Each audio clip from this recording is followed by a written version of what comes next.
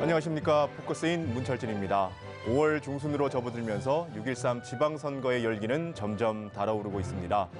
포커스인에선 지방선거를 앞두고 각 정당별 지방선거 준비 상황 점검해보고 있습니다. 오늘은 바른미래당 경남도당의 이야기 들어봅니다.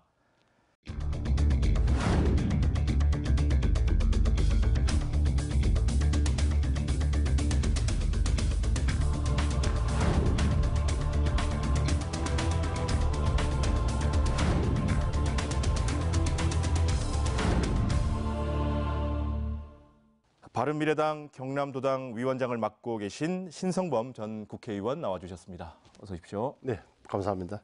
유권자 입장에서 함께 이야기해 주실 경남대학교 행정학과 오건호 교수님도 함께합니다. 안녕하십니까? 네, 안녕하세요. 자, 지방선거 이제 한 달 앞으로 다가왔습니다. 네. 바쁘게 보내실 것 같은데 네. 요즘 어떠신지 먼저 말씀해 주시죠. 우선 서울 그리고 지역구인 거창 그리고 도당 사무실에 있는 창원을 사실 왔다 갔다 하면서 지내고 있습니다. 그리고 주로 선거 사무실 개소식에 참석해서 저희 바른미래당 소속 후보들 격려하고 당원들을 많이 만나고 있습니다. 만나보니까 요즘은 경남 민심은 크게 아직은 뭐 한 달이 남았습니다만 갈피를 좀 잘 못 잡고 있는 것 같은 느낌이 들었습니다. 제가 가서 지역마다 다니면서 하는 이야기는 똑같습니다. 대통령 선거 전부터 지금까지 양 진영, 그 보수와 진보랄까요? 거대 양당으로 대표되는 양 진영이 굉장히 다툼이나 이념적 대결 양상이 좀 첨예화되고 있다. 좀 극심하다. 이런 상황에서 한국 정치 발전과 같은 것은 기대할 수 없기 때문에 우리 중도개혁 실용 노선을 앞세운 바른미래당이 중재자 역할을 할 수 있고 대안이 될 수 있다는 점을 말씀을 드리고 그렇게 되면 많은 분들이 또 공감도 해주고 그래서 힘을 얻곤 합니다. 네. 경남은 전통적인 보수 강세 지역으로 구분이 되고 있지 않습니까? 네. 하지만 이번 지방선거는 좀 달라질 것이라고 예상을 하시는 분들이 많습니다. 네. 이번 지방선거 분위기는 어떻게 보고 계십니까? 현장에서도 변화를 실감합니다. 그러니까 서부 경남에서도 이전에는 어느 정당 공천을 받았느냐 이게 가장 우선시 됐는데 지금은 이 후보의 면모를 꼼꼼히 따진다든지 그래서 후보의 개인적인 역량을 많이 보는 경우가 늘었다고 해요. 저도 현장에서 많이 느끼는데 그러니까 이전처럼 어떤 특정 정당의 공천을 받으면 당선이라는 식의 그 지팡이만 꽂아도 당선이라 이런 거는 공식으로 많이 사라진 거죠. 그리고 새 정부가 출범한 지 이제 1년이 딱 된 데다가 대통령의 지지율이 높기 때문에 높은 상황이다 보니까 경남은 뭐 더 이상 보수 강세 지역으로 분류를 못하는 것만은 분명합니다.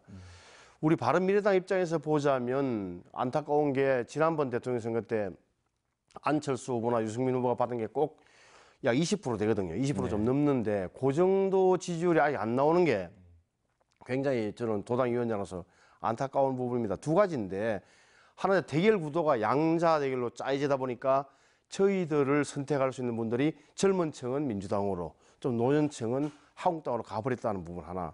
또한 주체적인 측면에서 보면 그 대안을 제시하려는 노력이나 이런 게 국민들에게 잘 전달이 안 됐어요.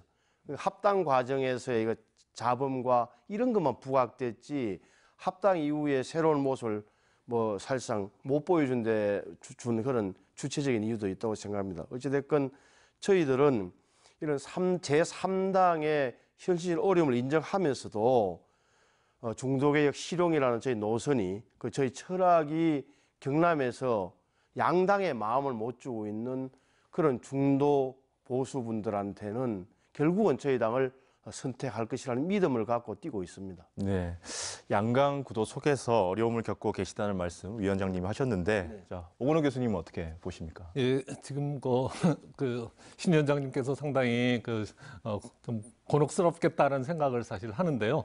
물론 뭐 정치는 생물이고 어떻게 될지 예측을 하기는 뭐 쉽지는 않습니다만은 현재 나와 있는 최근의 여론조사나 이런 것들을 보면 그 정당 지지율이 상당히 한 6% 정도 이렇게 되고 또 지금 김근우 후보의 지지율도 상당히 이제 한 자리 숫자를 벗어나지 못하고 있어서 지금 현재의 관측으로만 본다면은 상당히 그렇게 이번 선거에서 선전을 하기가 쉽지 않다라고 이제 볼 수 있을 것 같고요. 근데 만약에 이런 지금 현재의 좀그 좋지 않은 구도 속에서 그래도 의미 있는 어떤 이제 그 결과를 거둘 수 있느냐 없느냐에서 어떤 정당의 능력 네. 또 후보자의 역량 이런 것들이 이제 나타날 수 있을 거로 이제 보입니다. 그래서 뭐 좀 그렇게 밝은 어떤 전망을 하기는 어렵습니다만은 오히려 이런 그 기회를 어떻게 잘 활용하느냐에 따라서 정당의 생명력이나 후보의 역량이 나타날 거로 기대를 해보겠습니다. 정말 기대해 주셔서 감사합니다. 저희들 입장에서는 정말 그 현실 정치의 어려움을 실감하는 거죠. 저희들이 분명히 내건 방향, 중도, 개혁, 실용이라는 세 가지 우리의 이런 철학은 분명히 지금 시대의 방향과 맞고 우리 정치가 나아갈 방향과는 분명합니다. 근데 도민들께서 걱정하시는 게 들어보면 바른미래당이 분명히 맞는데 옳은데 새가 없어서 뭐 이런 이야기잖아요. 새가 현실적인 힘이었기 때문에 그걸 현실화시켜 낼 수 있겠느냐에 대해서 의문을 갖고 계시는 겁니다. 그래서 저희들은 이번 지방선거에서 어찌됐건 이런 부분을 좀 더 많이 알리고 그다음에 지방선거 이후까지 좀 대비를 하는 거죠. 그래서 이번 지방선거에서 저희들은 정치적인 쟁점보다는 주로 경제적인 문제에 저희들이 좀 더 주안점을 두고 해결 능력이 있습니다라는 점을 보여주고 싶습니다. 네. 위원장님, 그 공천은 이제 마무리가 다 된 거죠? 예, 지금은 진행 중입니다. 마무리는 아직 안 됐고. 아직 진행 중이시고. 네네. 지방선거에서 경남에는 바른미래당 후보들이 뭐 어떤 분들이 출마를 하시나요? 우선 저희는 지사 후보를 냈습니다. 김유건이라고요. 아주 그 진주에 사업을 하시는 젊은 벤처 기업인이시고요. 그다음에 또 창원시장 후보 정규훈 후보입니다. 네. 아시는 분들은 아시겠지만 상당히 자동차 영업맨 출신으로 자수성가하신 역시 젊은 기업인이시고요. 또 합천군수에는 조찬용 후보, 뭐 경남도의회 수석 전문위원도 하셨고 그만한 실력을 갖추신 분입니다. 그리고 광역의원에 지금 한 5명, 그리고 기초의원에 한 25명 정도 지금 저희들이 공천을 지금 하는 과정입니다. 그래서 대부분 다 특징을 보시면은 나중에 뭐 지역에서 살펴보시면 되겠습니다만 지역에서는 그래서 어느 정도 봉사활동도 많이 하시고 뭔가 새로운 정치를 열망하는 그 기대에 부응하기 위해서 노력하신 분들이 많고 특히 젊은 분들이 많습니다. 그래서 저는 우리나라 대한민국 미래의 정치를 위해서 저희 당을 선택해 주시는 후보님들께 정말 감사한 마음으로 최대한 지원하려고 노력하고 있습니다. 새로운 인물들을 많이 공천하셨다 네네. 말씀하셨는데 특히 그 김유근 후보 네. 깜짝 발표라는 이야기가 나올 정도로 네. 좀 의외의 인물이었습니다. 뭐 어떤 기준으로 이 분을 선택하셨는지? 우선 저는 민주당과 한국당에서 김경수 의원과 김태호 전 지사를 내세운 거 보고 야, 두 당이 정말 경남을 뭘로 보고라는 생각을 했습니다. 그러니까 아시는 대로 한 분은 뭐 정치 경력이 상당하고 또한 뭐 선거에서는 진 적이 없을 정도로 선거에 달인한 평을 듣는 분이고 한 분은 초선 의원이긴 하지만 대통령의 핵심 측근 아닙니까? 다 좋은데 이 한 분은 어떻게 보면은 정치적으로 위기에 몰렸다가 이제 돌아온 올드보이의 귀환이라 할까요? 그리고 한 분은 뭐 드루킹에 연루된 분인데 이렇게 이런 후보를 내는 것에 대해서 좀 의아했는데 그 두 분을 정치 야심이 만만한 두 정치인들을 내세운 보고 저희는 오히려 그들을 상대로 할 우리 당의 간판으로는 우리는 경제인으로 가자. 그것도 젊은 사람으로 하자라고 하고 저희들이 물새 끝에 김용훈 후보를 내세운 겁니다. 김용훈 후보 첫째 젊습니다. 참신합니다.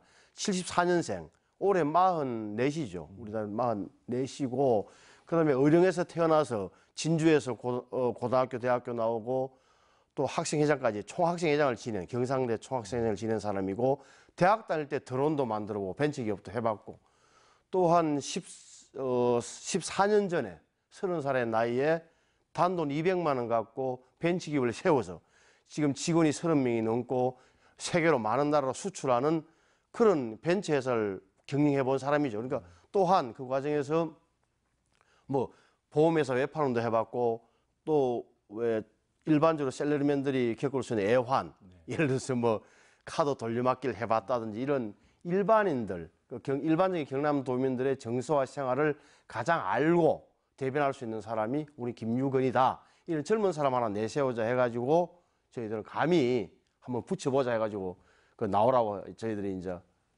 그 어떻게 뭐 추천을 했던 겁니다. 그래서 중앙당에서도 이 정도면 괜찮다 해가지고 바로 승인을 해서 저희 후보가 된 겁니다. 예, 그래서 뭐 지금 말씀은 그 김용훈 후보에 대해서 이렇게 쭉 좋게 말씀을 해주셨는데, 근데 전체적으로 보면 그래 네. 바른미래당이 지금 광역단체장 뭐 전국 17군데 중에서 한 9군데밖에 한 절반 정도밖에 그렇죠. 이제 공천을 못했고, 또 지금 그 조직력이나 또 많이 이제 약화된 그런 그 형편이어서 아무래도 이렇게 그 후보자들을 공천하는데 인물난을 겪지 않았을까 이런 생각, 솔직하게 그러지 않았을까 싶은데 어떻습니까? 해본 과정에서. 어려웠죠. 사실 뭐 솔직하게 말씀을 드리면 굉장히 어려웠습니다. 그러니까 지역을 찾아가서 제가 이제 인재영입위원장도 한번 지냈으니까 찾아가서 우리 바른미래당 후보로 좀 출마해서 새로운 정치의 꽃을 피워 주십시오라고 이야기하면 상당수 이미 이제 젊은 분들은 좀 이제 민주당 쪽으로, 또 연세 드시거나 지역에 따라서는 또 한국당 후보를 염두에 두신 분들이 많았죠. 그래서 선뜻 용기를 내기 어려우신 것 현실을 말씀하시더라고요.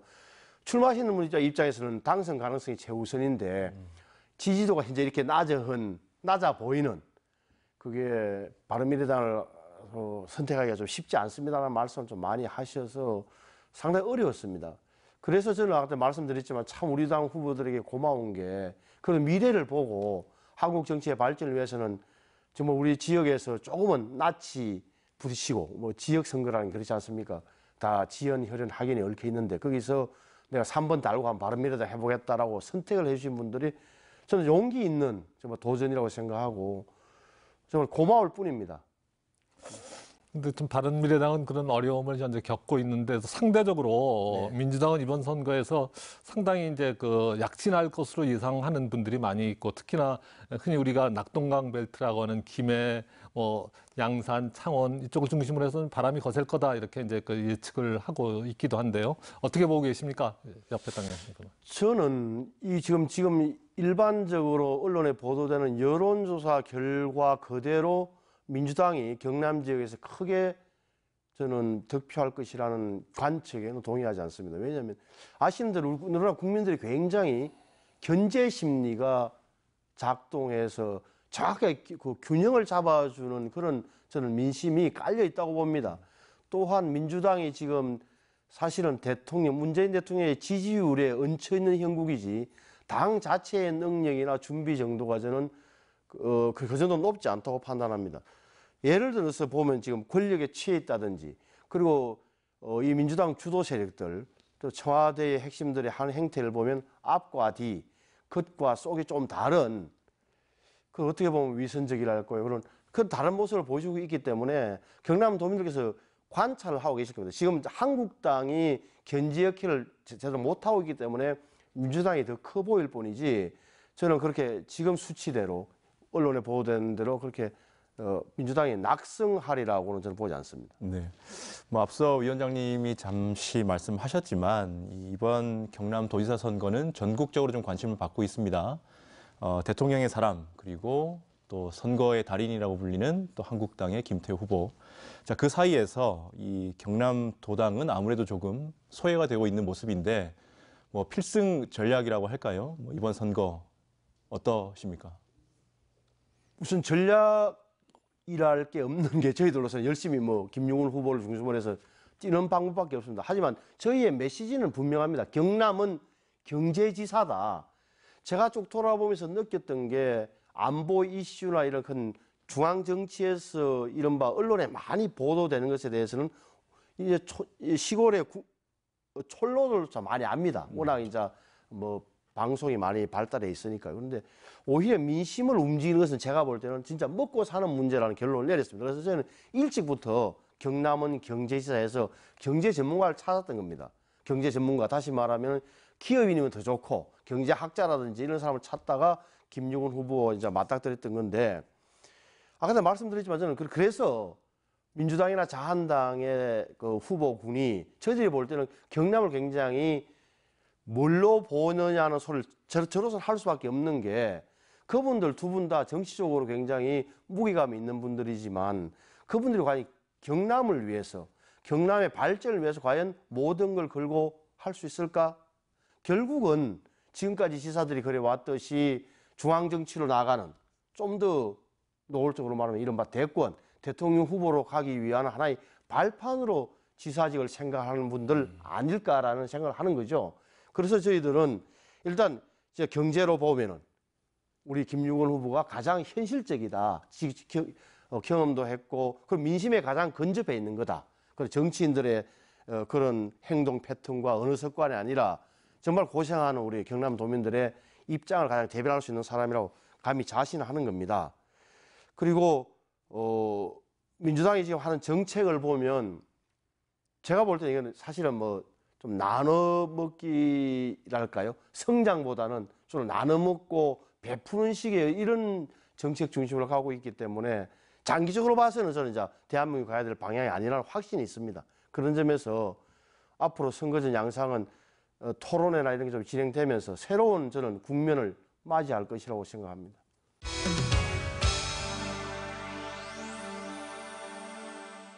예, 지금 그 민주당원 댓글 조작 사건, 우리가 일반적으로는 그 드루킹 사건으로 알려져 있는데요. 거기다 폭행 사건까지 겹치면서 전국이 많이 꼬인다는 그런 이제 인상을 받고 있습니다.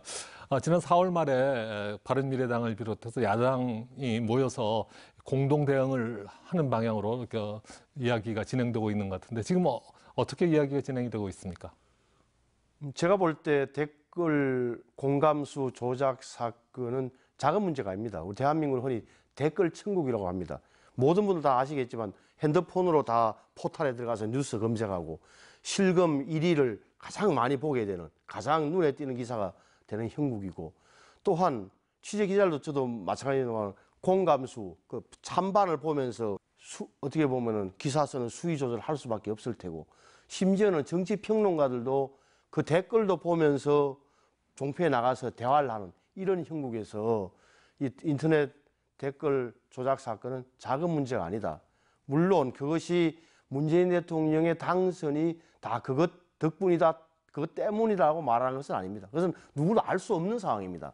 하지만 이것은 특별검사가 밝혀야 될 대목이기도 하고요. 특히 우리 바른미래당 입장에서는 당시 대통령 선거 때 저하고는 당은 달랐습니다만 안철수 후보가 한때 문재인 후보에게 근접할 정도로 그런 지지율을 보인 적이 있는데, 이때 집중적으로 인터넷을 통해서 유포된 게 이른바 MB 아바타, 간철수 이런 대목이었단 말이죠. 그래서 우리 당의 안철수 서울시장 후보 입장에서 이게 굉장히 아팠고 아마 성명을 요구할 만한 충분한 저는 근거가 된다고 봅니다. 어찌됐건 이 작은 문제가 아니란 겁니다. 제가 볼 때는 이거 분명히 뭔가 일반 국민들이 생각하는 대로 지난 대통령 선거 때 무슨 일이 있었길래 그 드루킹으로 대표되는 그분들하고 우리 김경수 의원으로 대표되는 이 정부의 핵심 세력 간에 어떤 일이 있었던가 하는 문제에 대해서는 본인들이 당당함을 위해서도 깨끗함을 증명하기 위해서라도 특별검사가 철저하게 수사해서 밝혀내야 앞으로 정치 발전도 저는 있을 수 있다고 생각합니다. 예, 그리고 또 정치하신 분들에게 이제 국민들이 하나 물어보고 싶어 하는 것 중에 하나라고 생각이 네. 드는데요. 지난 대선 때 대통령 후보들이 공통으로 내걸었던 공약 중에 하나가 네. 이번에 지방선거 때 개헌을 하겠다 이렇게 내걸었는데 결국 지금 이제 개헌은 이번 지방선거와 동시하는 거는 어렵게 되고 개헌 자체가 이번 대통령 임기 중에 가능할까에 대한 의구심도 있습니다. 또 개헌에 대한 그 바른미래당의 입장은 어떻습니까? 우선 개헌해야 됩니다. 개헌 분명히 필요성이 있습니다. 이른바 1987년 체제 산물이 지금 헌법 체제 아닙니까? 시대에 많이 뒤떨어진 것 분명히 있습니다. 조항들도 그렇고 뭔가 문구도 수정해야 되고, 그리고 그동안의 바뀐 사회상을 반영 못하기 때문에 개헌을 해야 됩니다. 근데 이 개헌이라는 게 아시는 대로 개헌에 발의를 할 수 있는 주체는 대통령과 국회입니다. 대통령이 이제 한 거 아닙니까? 물론 그 과정에서 이제 국무회의 심의라는 절차가 요식행위에 거친 측면이 있습니다. 그리고 국회가 이걸 절차를, 특히 자유한국당이 여기에 대해서 소극적으로 대처한 것은 비판받아 마땅합니다. 그런데 현실적으로 보면 자유한국당이 110석이 넘는 자유한국당이 반대를 하게 되면 개헌은 안 되는 겁니다. 현실적으로 불가능한 겁니다. 그걸 뻔히 알면서도 그냥 이런 국민들에게 하는 그런 일반적인 그 설득이나 이런 설명 없이 설명이 좀 부족한 상태에서 그냥 대통령께서 그냥 이렇게 내놓는 것은 저는 그것은 옳지 않다고 생각합니다. 그래서 진짜 개헌을 하고 싶었으면 좀 개헌 의지가 있었다면 자유한국당을 설득했어야죠. 저희 바른미래당은 자꾸 그런 입장이었던 겁니다. 대통령 저 의지가 계시냐? 있다. 그러면은 자유한국당을 설득해라. 자유한국당이 설득 안 되면 현실로 불가능한 개헌을 왜 국회에다 던져놓고 책임을 국회 전체적으로 미루는 것은 온당치 않다는 게 바른미래당 입장이죠. 분명 개헌은 필요합니다. 네, 다시 바른미래당 이야기를 좀 해보겠습니다. 이번 선거에 바른미래당에 존폐가 걸린 거 아니냐, 뭐 이런 분석들이 많이 있습니다. 근데 간판 격인 안철수 후보가 서울시장에 나섰죠. 지지율이 기대만큼은 나오지 않는 것 같고 또 설상가상으로 내분, 뭐 이런 우려의 시각도 있습니다. 뭐 어떻게 보십니까? 우선 내분에 대해서는 저 역시 굉장히 좀 안타깝습니다. 안타깝다는 표현을 넘어서 이런 일이 뭐 정당이기 때문에 또 두 가지 조류, 두 가지의 뿌리가 다른 정당이 합하다 보니까 다툼은 분명히 있을 수밖에 없는 게 정치 현실입니다. 그런데 이것이 밖으로 드러나는 방식이나 이런 걸 좀 매끄럽지 못하게 처리한 중앙당 지도부가 사실 저로서 좀 야속하고 안타까운 측면이 있습니다. 근데 이제 안철수 후보가 분명 저는 유의미한 그리고 심지어는 당선 가능성까지 저는 분명히 있다고 생각합니다. 왜냐하면은 자유한국당이 지금 이른바 콘크리트 지지층이라고 할 만한 태극기 부대로 대표된 그런 지지층 외에 새로운 지지층을 많이 유입하지 못하고 있습니다. 서울시장 후보님도 그런 것 같고 지금 조사를 보면 저희들도 좀 박원순 후보의 처지긴 합니다만 지금 2등을 달리고 있기 때문에 있고 그럼 시간이 지날수록 박원순 후보의 3선 시장을 쉽게 용인해서는 안 된다는 그런 공감대가 퍼지고 있기 때문에 안철수 후보의 저희는 지지율이 높을 거라고 봅니다. 그리고 또 하나 우리 안철수 후보가 갖고 있는 장점은 물론 이제 새로운 것도 있고 많이 이제 마모된 측면이 있죠. 그러니까 새로운 정치라는 구호가 퇴색한 면은 있지만 그래도 그 중에서는 그래도 좀 서울시장을 좀 창의성 있게 끌고 갈 만한 인물은 안철수밖에 없지 않겠느냐 하는 대목. 또 하나는 그 지난번에 박원순 후보에게 지지율이 5% 안 되는 박원순 후보에게 양보했던 것에 대한 어떤 서울 시민들의 그런 보상 심리 이런 것도 있지 않을까 해서 저희들은 안철수 후보의 선전을 기대하고 있습니다. 예, 좀 서울시장 후보가 그래도 바른미래당에서는 가장 해볼 만한 선거라고 그렇게 됐죠. 볼 수 있는데요. 그래서 되게 이제 바른미래당이 기존의 어떤 자유한국당하고는 이제 다른 보수다, 뭐 같은 보수긴 보수지만 흔히들 합리적 보수, 뭐 따뜻한 보수 이런 표현들을 많이 쓰고 있는데, 근데 실질적으로 유권자들이 이렇게 마음을 썩 주기에는 그렇게 아직 유권자들이 공감을 하기는 좀 어려운 것 같습니다. 어떤 면에서 좀 다른 보수라고 이야기를 참 이게 저로서 가장 안타까운 대목입니다. 저 역시 한나라당, 새누리당으로 대표되는 그 정당에서 두 번이나 국회의원을 하고 있습니다만 그러다가 탄핵 사태 직전에 이러다가 보수가 정말 설 자리가 없겠다. 그리고 보수가 바뀌어야 대한민국이 산다는 생각 하나로 바른정당에 합류한 경우입니다. 정말 저는 왜 자유한국당과 이렇게 준별성이 없느냐, 차별이 없냐는 대목에 대해서 굉장히 말씀 들을 때마다 참 답답합니다. 정확하게 말하면은 홍준표 대표와 유승민, 안철수와의 간격입니다. 차이가 그만큼 있는 겁니다. 예를 들어서 가장 간단하게 보면 남북 정상회담에 대해서 저희들은 환영한다. 다만 완전한 비핵화로 가기 위해서 좀 더 단디해라. 우리말로 하면은 이런 입장이었던 반면에 자유한국당은 뭐였습니까? 위장평화 쇼다. 쇼. 뭐 사기라는 이야기죠. 이런 극명한 입장 차이를 드러냈던 겁니다.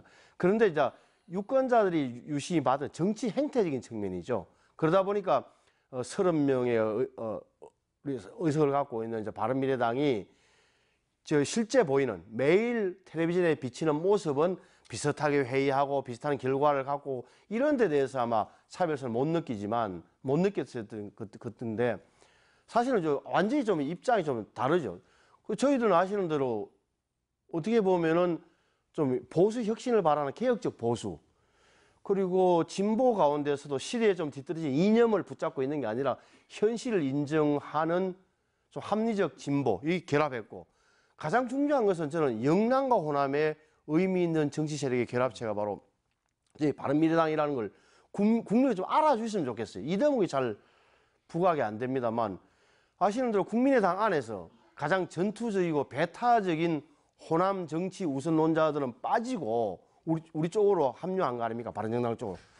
그리고 제가 새누리당에 있을 때 보면 이정현 의원 한 사람이 호남에 있는 거 가지고 얼마나 생색을 냈던 그런 경험이 있습니다만, 우리는 영호남에 그래도 제대로 된 정치 세력이 합쳐졌다라는 점을 거듭 강조하고 싶습니다. 그런 점에서 뭐 그 바른미래당 입장에서는 좀 답답한 그런 것이 있을 수도 있기는 하겠다라는데, 많이 결국은 답답하죠. 네, 그것을 뭐 국민들이나 유권자들이 얼마큼 알아주느냐가 중요할 것 같은데요. 저희 노력이 부족했던 측면도 분명히 있습니다. 더욱 노력하겠습니다. 근데 지금 아까 말씀하신 것처럼 이제 좀 합리적이고 좀 개혁적인 보수를 대변하신다고 하면서 지금 이번 그 남북 회담을 보는 관점이 한국당이랑 뭐 상당히 많이 큰 차이가 달랐다는 있었죠. 말씀을 하셨는데, 어떻습니까? 이번 이런 남북 정상회담이나 지금 북미 정상회담이 우리 지역의 지방선거는 어떤 영향을 미칠 거라고 지금 예상을 하고 계십니까? 우선 이번 지방선거에 큰 이슈고 영향을 미치는 것만은 분명합니다. 제가 언론 보도를 보더라도 벌써 정당 지지율이 요동을 치고 있고 후보들도 이미 호오가 갈리는 것 아닙니까? 그런데 제가 아까 말씀드렸다시피 지방선거 결과가 결정적이냐 하는 부분에 대해서는 저는 약간의 회의를 갖고 있는 사람입니다. 말씀드렸다시피 국민들이 쉽게 마음을 한쪽에 안 주고 견제심리, 균형심리가 분명 작동할 겁니다. 또 하나 이 문제는 아시는 대로 북미 정상회담이 관건입니다. 북한에 과연 어떤 태도 나올 것이냐, 거기에 대해서 미국이 또 어떤 입장을 내놓을 것이냐, 또 심지어는 일본과 중국까지 지금 발을 들여놓으려고 하는 형국 아닙니까? 여기에서 어떤 결과를 가져오냐에 따라서 최종적인 결과는 아직 아니기 때문에 국민들께서 기대는 하지만 여기에 모든 것을 저는 지방선거의 표심까지 결정을 이미 내리고 있지는 않다고 판단합니다. 무엇보다 중요한 것은 제가 보는 민생이 될 겁니다.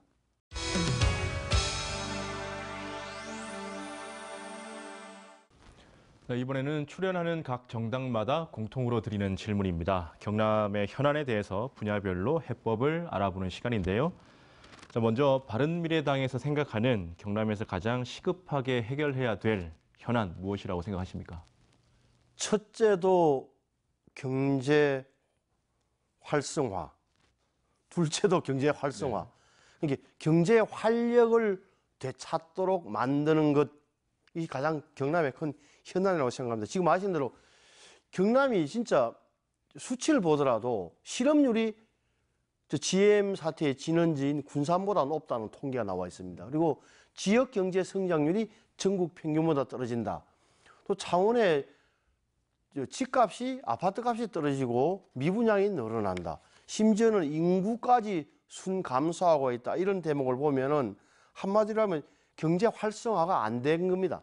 경제가 막 침체됐다는 거고, 모든 것을 경제 활성화에 걸어야 됩니다. 경남의 현안 경제 활성화, 경제 활력 회복입니다. 네, 뭐 잘 아시다시피 조선산업 그리고 언급하셨던 한국 GM 문제까지 경남 경제에는 여러 가지 문제들이 있는데, 자, 이걸 제대로 해결하기 위한 해법 어떤 걸 제시하시겠습니까?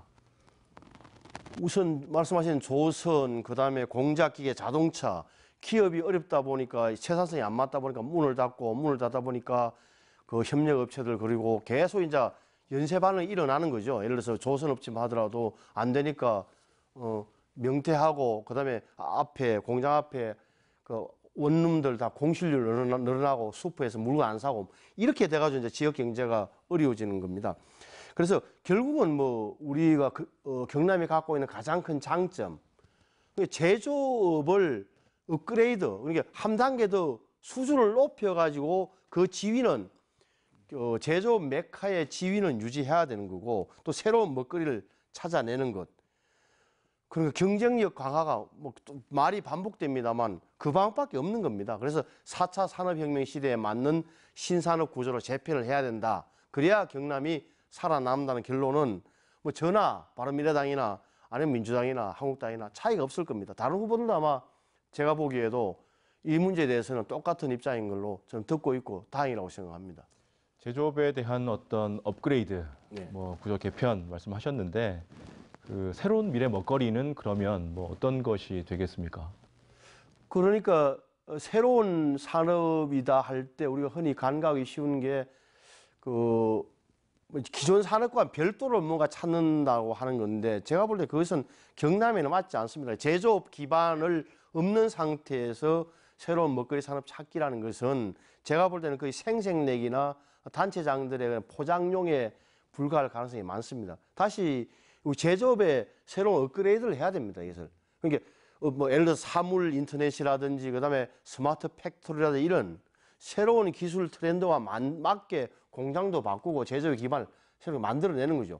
여기서 저는 지금까지 왜 안 돼 왔냐는 대목을 한번 되짚어 볼 필요가 있는데 저는 한 가지 착목해야 될 지점이 경남지사의 역할입니다. 그러니까 중앙정부에서 경남을 바라보기에는 경남이 중요하긴 하지만 여러 군데 중에 하나일 겁니다. 그렇다면 현장을 가장 많이 알고 문제점을 인지하고 있는 경상남도가 지방자치정부가 뭔가를 내놔야 돼요. 우리는 이렇게 할 테니 중앙정부에서 이런저런 제도적, 재정적 지원을 해달라고 해야 됩니다. 그래서 경남지사가 경제혁신단을 책임지고 달라붙어야 됩니다. 그러니까 창원공단 찾아다니면서 들어보고 전문가를 만나고 우리 관내에 경상남도에 있는 안에 있는 자원을 총동원해야 됩니다. 인적 자원, 대학교, 경남개발연구원이 있지 않습니까? 대학도 여러 개 되고 전문가들 많습니다. 한국은행 지점도 경남 본부도 있고 이런 경제 전문가들 그 물적 자원 예산을 동원해 가지고 정말 경제 살리기 경남 경제 살리기에 지사가 올인해야 된다. 그런 점에서 저는 지사가 자기 중심이 모든 어떤 활동의 한 60% 이상을 7, 80%를 이런 생색녹이용 행사 참석하는 것이 아니라 경제 살리기에 올인하는 자세가 필요하고 중앙정부에는 기대지 말고 우리가 해법을 만들고 경남도에서 중앙정부의 지원을 요청하는 모양새가 돼야 된다고 생각합니다. 예, 뭐 경제 문제도 중요하겠습니다만은 거기에 못지않게 교육 문제, 사람 키우기 이런 것도 이제 중요한 것 같고 우리 지역이 안고 있는 문제 중에 사람이 없다 그런 얘기를 많이 하고 있습니다. 어떻게 보면 이제 그 지역 인재들이 여기 남아 있지 않고 자꾸 떠나는 그런 문제들 그리고 지역에서 인재를 잘 키워내지 못하는 그런 문제들이 과제라고 할 수 있을 텐데요. 지역 인재 유출을 막기 위한 어떤 대안들 이런 것들 좀 생각해 보신 것이 있습니까? 지금까지 많은 정책이 있어 왔습니다. 뭐 블라인드 테스트라 그래가지고 뭐 지역과 본적과 대학까지 다 지우고 면접도 해보고 많았는데 결국은 돌고 돌아서 다시 원점으로 돌아왔다는 느낌이 드는 게 결국은 일자리입니다. 지역의 일자리가 좋은 일자리가 많아지면 우리 지역에서 나온 학생들이 취업을 하게 될 테고 취업을 하게 되면은 결국은 이제 결혼도 하게 되고 생활이 나아지고 경남을 윤택하게 만들 겁니다. 그래서 일자리인데 제가 걱정하는 대목이 아까 말씀드렸습니다만 이 정부가 의도는 좋다고 발표를 하는데 꼭 비현실적이고 현실과 안 맞는 정책을 많이 내놓는 것 같아요. 최저임금의 급격한 인상이라든지 주 52시간의 노동시간 단축이라든지 이런 게 의도는 분명 좋아요. 근데 뭐 저도 동의하는 대목이 있는데 결국 안 맞잖아요. 현실과는 이제 너무 빠르게 올리다 보니까 실제적으로 일자리가 줄어들잖아요. 왜냐하면 영세 기업 입장에서는 오히려 좀 시급이 낮은 분들 주로 여성 노동자들을 쓰다 보니까 시급이 올라가다 보니까 다 내보내고 일자리 줄어드는 거죠. 그리고 뭐 가족끼리 뭐 영업을 한다 이런 것. 그리고 주 52시간 노동시간 문제만 하더라도 의도는 좋습니다만 대기업 노조에 유리하지 비정규직이라든지 이런 그런 좀 아래층의 비조직 노동자들에 대해서는 오히려 돈 벌 기회를 박탈하는 대목으로 간다든지. 그래서 제가 자꾸 말씀드리는 게 뭔가 좀 이념 편향적이다 이죠. 정책이 이 정부가 내놓는 일자리나 노동 정책이나 이런 게. 그래서 장기적으로 보기에는 오히려 국민들에게 고통을 분담하자는 그런 차원이 아니라 일단 마시기에는 설탕물이 달라는 식의 그런 막 나눠주기식 복지 편중에 놓아서는 지속 가능성이 적다. 거기에 대해서 저는 걱정을 하는 겁니다. 네. 근데 구체적인 어떤 뭐 대안 같은 거는 좀 생각하신 게 있으신죠? 근데 물론 비판받을 현 정부에서 비판받을 만한 거는 저는 다시 현장으로 돌아가자는 소리를 감히 합니다. 그러니까 그 좋은 의도였다면 거기에 맞게 속도는 적절하게 조절할 필요가 있지 않겠습니까? 예를 들어서 최저임금 문제만 하더라도 그런 뭐 16%가 넘는 그런 급격한 인상, 실질 임금이라든지 그 생활 물가 지수나 이런 것들 고려하지 않은 굉장히 급격한 해가지고 현실과 맞지 않는 그런 반발을 불러일으키고 부작용을 가져오는 것보다는 다른 사람들 이야기를 좀 다 들어보자는 거고 시간 단축도 그렇습니다. 그런 자영업 하시는 분들 이야기도 좀 들어봐야죠. 어차피 노무현 대통령도 경험도 있지 않습니까? 급격한 변화 시도가 오히려 현실과 맞지 않으면서 저항을 불러와서 무너졌던 그런 사례도 있고 또 이 정부가 그렇게 그 정도로 노무현 정부 시절의 그 정도와는 다르게 좀 합리성을 보이고 있기 때문에 다시 한번 그래서 호흡을 고르고 현장의 목소리를 경청해 달라고 말씀드리고 싶습니다. 네. 자, 위원장님, 그렇다면 그 바른미래당이 생각하시는 경남의 일자리 늘리는 방법 뭐 어떤 것이 있겠습니까? 거기에 대한 해법을 단번에 제시하기는 사실 힘든 게 사실입니다. 다만 이제 저희들 입장에서는 정부의 일자리 정책이라는 게 결국은 이제 공무원 늘리는 걸로 귀결되는 데는 반대는 분명한 거죠. 그러니까 공무원을 세금을 들여서 늘리면 나중에 더 큰 부담이 돼서 돌아올 것이라는 점은 너무나 현실적으로 분명하기 때문에 거기에 대해서 반대하는 거고, 그다음에 이게 결국 이제 기업이 잘 돼야 되는 건 아닙니까? 국가가 저는 모든 것을 책임지겠다 내지는 국가가 할 수 있다는 믿음, 그 믿음이 저는 문제의 출발이라고 봅니다. 지금 진보와 보수의 경계선이 저는 거기 있다고 보는 건데, 국가가 오히려 문제에 저는 일자리를 만들어낼 수 없다는 걸 인정해야 됩니다. 결국 민간이다, 기업체다. 그럼 기업이 좀 더 많은 그 수익을 내고 영업이 잘 될 수 있도록 도와주고 촉진하는 것을 정부의 역할로 삼아야죠. 그런 의미에서는 규제를 과감하게 완화한다든지, 그리고 정부가 쓸 수 있는 수단, 중앙정부가 쓸 수 있는 수단인 게 결국은 법과 재정 지원 이런 거 아닙니까? 그런 제도와 틀을 만들어서 기업이 펄펄 날 수 있도록 만들어 주는 것이 가장 큰 일자리 정책입니다. 근데 지금 하는 게 좀 더 옥죄이고 규제하고 뭔가 단속을 하고, 지금 이 순간에도 아마 제가 볼 때는 이른바 50개 대기업이 어떤 식으로든 검찰이든 경찰이든 국세청이든 공정거래위원회 조사를 받고 있다고 듣고 있습니다. 이런 식이라면 그분들이 투자를 꺼려 하겠죠. 그래서 저는 과감하게 불공정 경쟁을 막아야 되지만 기업인들이 마음 놓고 영업하시고 투자하시고 돈을 버시라, 다만 일자리를 많이 만들라라고 하는 것이 정부가 재계에 던지는 메시지가 되어야 된다고 생각합니다. 네, 또 하나 경남의 골칫거리가 그 미세먼지입니다. 이게 경남만의 문제는 아니지만 우리 경남도 피해를 입고 있기 때문에 미세먼지에 대한 해법 뭐 어떤 게 있을까요? 우선 지난번에 지난달에 4월 15일인가요? 일요일 날 저도 거창에 있었는데 새까맣더라고요. 그래서 깜짝 놀래가지고 이제 뉴스를 보니까 진짜 경보 발령됐는데 저도 궁금했어요. 그리고 이 과연 저는 평소부터 이게 미세먼지 이야기할 때 과연 중국에게 모든 허물을 넘긴다? 중국 탓이라고 하는 게 타당한가에 대해서 의문을 가진 적이 있습니다. 그래서 저도 여러 자료를 찾아보니까 결국 국내 요인, 서해안에 밀집해 있는 뭐 석탄 떼는 화력발전소, 그 다음에 뭐 차량 배기가스, 그 다음에 도로 위에 비산먼지 이런 게 학자에 따라서는 40%, 심지어는 50% 국내 요인이라는 분도 계시더라고요. 어찌됐건 특히 제가 놀란 것은 거창, 또 하동, 통영 이런 청정지역, 공장이 별로 많지 않은 곳에서도 이렇게 제가 느낄 정도였으니까 심각하게 느꼈는데, 제가 문의해 보니까 이것은 뭐 국내 요인이라보다 일단은 4월 달 거는 중국에서 기류가 남쪽으로 타고 와서 경남까지 덮쳤다라고 설명을 하더라고요. 근데 어찌됐건 국민의 의식도 높아지기 때문에 일단은 측정소를 좀 많이 넓혀야 됩니다. 지금 보니까 8개 시군에 다 군 단위는 빼고 큰 대도시 한 20개 정도 측정소가 있다 하는데, 그것을 경남 전체로 좀 다 늘려갖고 국민들이 생각하기에 핸드폰 같은 거 보면서 우리 지역이 어떻다는 것도 좀 알아야 되겠고, 결국은 또 경유차를 줄여야죠. 노후화된 경유차, 디젤 차량의 폐차 보조금을 다 늘려가지고 그 근원적으로 국내에서부터, 특히 경남에서부터 줄이려는 노력. 또 하나는 인식이 저는 중요하다고 생각합니다. 도민들의 인식이, 우리도 안전지대가 아니구나 한다면 작은 노력들을 해야죠. 저는 만약에 우리 당 도지사가 탄생한다면 무엇보다 나무 심기를 좀 가장 현실적인 해법으로 제시하는 게 좀 낫지 않을까 하는 생각합니다. 결국 나무가 많아야 미세먼지를 좀 빨아들이고 할 것 같고 뭐 이런 여러 가지 대책이 저는 강구돼야 된다고 생각합니다. 예, 그리고 또 선거 때마다 꼭 나오는 이야기 중에 하나가 이제 그 지역 균형 발전 문제라고 생각이 되는데요. 그래서 뭐 수도권 과밀화 내지는 10%의 수도권이 그 전체 부위 70%, 80%를 차지한다는 것들이 항상 이제 그 과제가 되고 지역에서는 또 많은 관심을 갖고 있는 것 같습니다.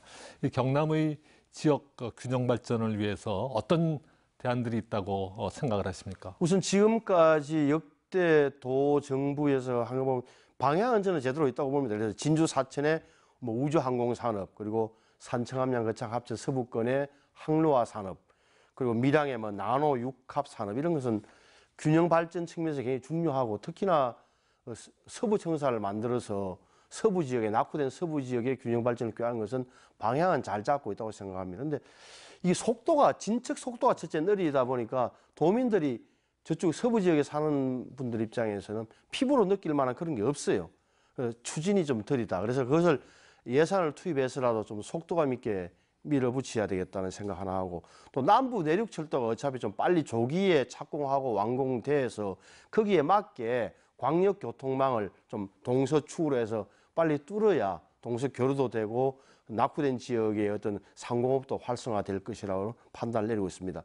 또 하나 놓쳐서는 안 될 대목이 이 농산촌 지역의 인구 소멸 문제입니다. 아시는 대로 남해, 합천, 산청, 의령 지역은 이미 공개적으로 자료가 나온 게 30년 이내에 인구가 소멸한다는 거거든요.